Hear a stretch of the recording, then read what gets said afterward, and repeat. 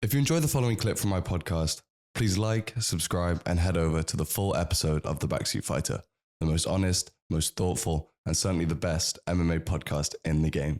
My name's Charles Binns. Thank you for watching. So let's get straight into the main event right here, Pantoja versus Asakura.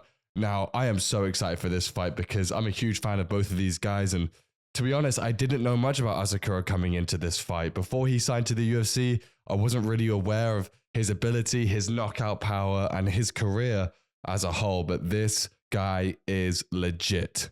But let me get into Pantoja first, and then we'll analyze Asakura after that. Now, Pantoja has been on an absolute tear. I think he's been in 3 title fights, 3 consecutive victories.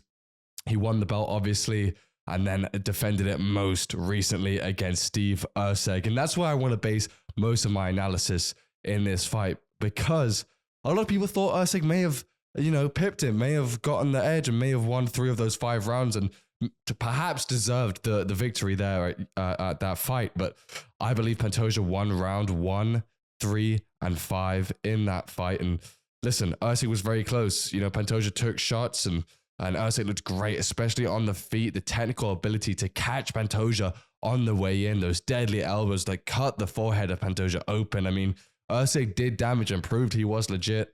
But let's get into Pantoja's performance in that fight.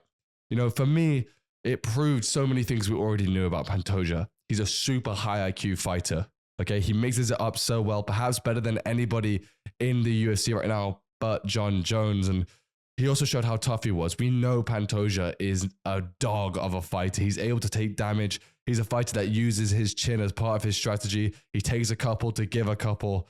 And, it works out so well for him. He showed his immense ability, as always, to put pressure on his opponent, to back them up against the fence, to force them into submission, to force them onto the ground and force them into his wheelhouse, force them into his fight that he wants to impose on his opponents. And obviously, he just showed the absolute dog that he has inside of him.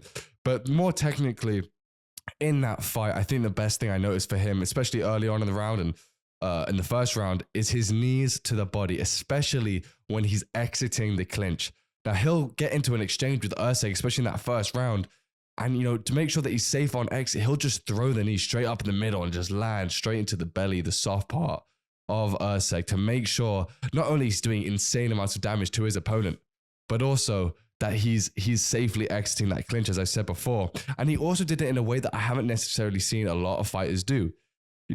Pantoja's always going to go for the takedowns. And even in that first round, he gets a takedown kind of, as he defends it on the fence. And as kind of that takedown attempt fails, instead of just disengaging completely, he kind of frames off of Steve Erceg right there and just throws a knee straight to the ribs, which I think is just such a smart and high IQ play, especially considering the gas tank of Erceg. Now, Erceg didn't slow down necessarily. He was still going pretty hard until that 5th round. And but I think even just those little percentage points of energy that you can sap out of your opponent, especially with these heavy knees that Pantoja throws, I think it was just excellent. I also wanted to mention, as it's going to be very relevant to this Asakura fight as well, I thought that Pantoja in that fight did an amazing job, especially in the early part of the fight, and then reintroduced it towards the end. I would say in that maybe that late 3rd round, is his ability to jab and then throw the lead calf kick. So he would jab, and as he's throwing that damaging, really heavy lead calf kick, almost Justin Gaethje-esque, he was able not only to obviously damage his opponent, to hit that perineal nerve. For people that don't know, there's a nerve that runs down the front of the shin, and it's kind of like the funny bone in your elbow. So if you can hit that with a calf kick, with your own shin connecting with the meat part of their front leg, it's going to send like a wave, a kind of fuzziness, and make that front foot numb so they're immobile and they can't move around, and therefore easier to hit and win the fight against. He's doing that with that lead left kick, but he's also getting off the center line with his head. So he's throwing that, his head's off the center line, and Erceg was able to start timing it a little bit and start being able to throw that straight right down the pipe to counter him, but it already did so much damage by the time that Erceg made that read. And I just thought he was such a well game planned fighter in that fight. Now, obviously, Pantoja is not a guy that's going to look like, the most technical boxer or the most technical kickboxer or the most technical Muay Thai artist or necessarily wrestler. But he's one of those people that does such a good job with pressure, has a great chin, and can mix it up. You know, he's going to throw looping shots to your head to make you cover up. The next time he might start throwing leg kicks, and then start swinging wild hooks to the body. And slowly but surely he's going to start damaging you and wearing you out. And he's a guy that just drags you into deep waters, both figuratively and literally, because he's got such a good ability of getting to your back and pulling you into his lap so that you can't get up. And, you know, Steve Usyk in that fight did a great job of staying high when Pantoja would bring him down onto his lap. He would stay high and get on the chest to try and reverse the position. But I think in this fight, you know, if Pantoja gets a hold of Asakura, he's going to be able to hold him down and grapple him. And that's why I see a lot of success coming for Pantoja, because I think he's just, you know, first of all, he's just so competitively equipped. You know, he doesn't quit. He's probably got one of the toughest mindsets I've seen in the sport. But that does lead him to kind of trusting his chin a lot. And it could be a weakness in this fight because on entry, he sometimes does swing quite wildly and there isn't a lot of defense going on. He's just trying to back you up against the fence, right?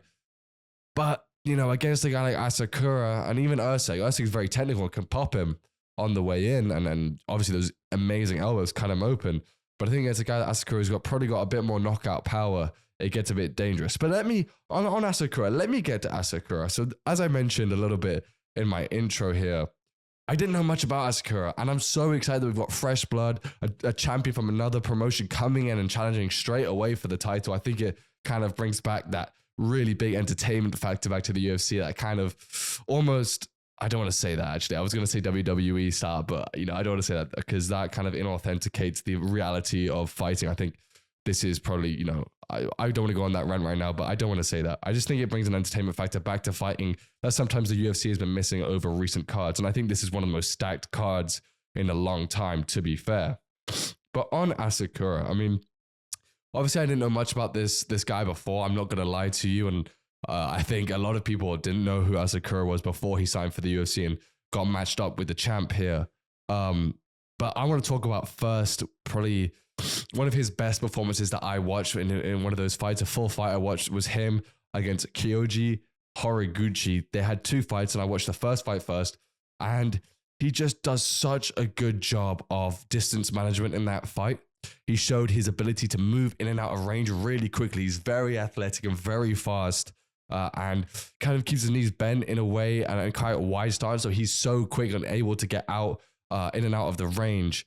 And he has such a good lead knee to the body. And I think at one point he actually fires like a flying knee up the middle with the left knee to kind of, I would say to kind of, you know, try and telegraph to his opponent that he's only going to go high and fly with that knee. But then he just starts throwing it straight to the body and slowing Kyoji Horiguchi down.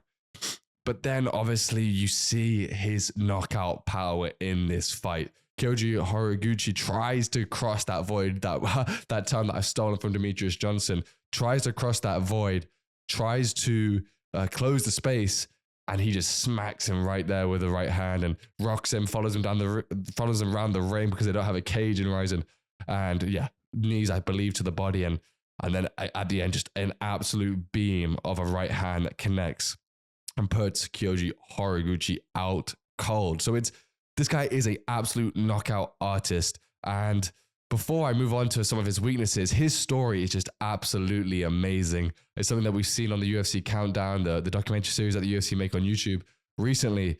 And he said that he didn't really train any martial arts as a kid, but his older brother was fighting in the street and had beaten all of his opponents in his street fights and didn't have anybody else to fight. So he told Kai Asakura to come outside, his younger brother, and just fight him straight up. And there's even like a pixelated video the UFC Countdown showed where they're literally going at it and trying to kill each other. It's actually quite mental. And, you know, Kai Asakura says that was his first fight ever. And even in that fight, you can see he's slipping really well. He looks like a guy who's trained at least a little bit. And he said from that moment on, he knew he was going to be a professional fighter and he started taking training very seriously. And obviously that's been so successful for him because I think he was a 2-time champion in Rizin and now he's making his debut in the UFC. So I wanted to get that snippet in because his story is just absolutely amazing. But let's talk about his losses in Rizin and why I think that may play into his performance or at least the result here at UFC 310. So for many people who are fans of the UFC, they probably know Manel Kape, who is also in this division, I believe, in the UFC at the moment. They actually fought in Rizin and they fought I think twice. But in that second fight, I watched the second fight between those two. Manel Kape had a lot of success in the clinch. Whenever they would get in close, he would force the action. Kai Asakura would grab and go into the clinch, and Manel Kape would throw those knees straight into the body, similar to what Pantoja does.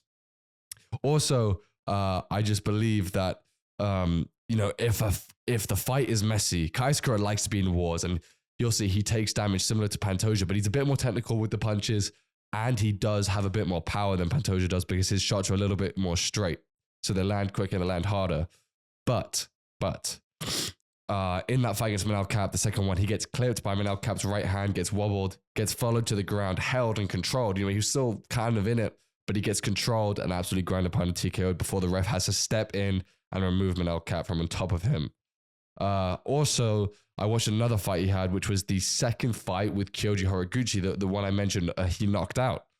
In that second fight, Horiguchi's team implemented a new perfect style, I believe, which was to implement leg kicks and attack that lead leg and slow Kai Asakura's movement down. Because in that first fight, his distance management was so good because he was able to go in and out and fast entrance and enter fast into the pocket and leave that pocket very fast as well. So if you attack his lead leg, it's obviously going to slow down his movement, keep him in the pocket for longer, and make him more vulnerable. So I really believe that Pantoja, his skill set is kind of made for a guy like Asakura. Now, that doesn't mean that Asakura doesn't have any chance in this fight. I believe Asakura, former champion, deserves to be fighting for the title, in my opinion, and is an absolute knockout artist, can knock anybody on the planet out. I just believe the factors of, first of all, Pantoja's chin, his talent, his competitiveness, all of those, what they would call intangibles. But if we look at the actual tangible and we do our genuine analysis, as a good sports media show should do, and a lot of them don't, let me tell you, Pantoja should implement that kind of strategy that Kyoji Horiguchi showed in that second fight. Attack the lead leg, make sure he's slowed down. And his lead leg, as I mentioned in that Steve Usyk fight, even though it was close, was amazing. That technique is really good. He's got such hard leg kicks, especially to that calf. I think it's going to be able to slow down Kai Asakura and give Pantoja more of an equal playing ground in terms of the speed on the feet. Furthermore, those knees in the middle, those knees up the middle, those knees in the clinch, especially on the exits, and Manel Kape's ability to control Kai Asakura in that fight and finish him in the ground and pound, that's Pantoja's wheelhouse. That's Pantoja's playground. He wants the fight to go there. So I believe that Alexandre Pantoja is going to win this fight. And you know what we're doing on this show? We are competing with ChatGPT AI. So let me see what ChatGPT said about this fight. ChatGPT also predicted Alexandre Pantoja, but its justification was Pantoja's experience in high-level fights and his well-rounded skill set give him the edge against the aggressive, striking-focused Asakura. Now, whilst I kind of agree with the prediction, I think its justification there on AI is a little bit, it's lacking some nuance and some detail, but that's my job, right? But let's see if we can create some distance. We got the same prediction there, and we'll see if we can get some different answers.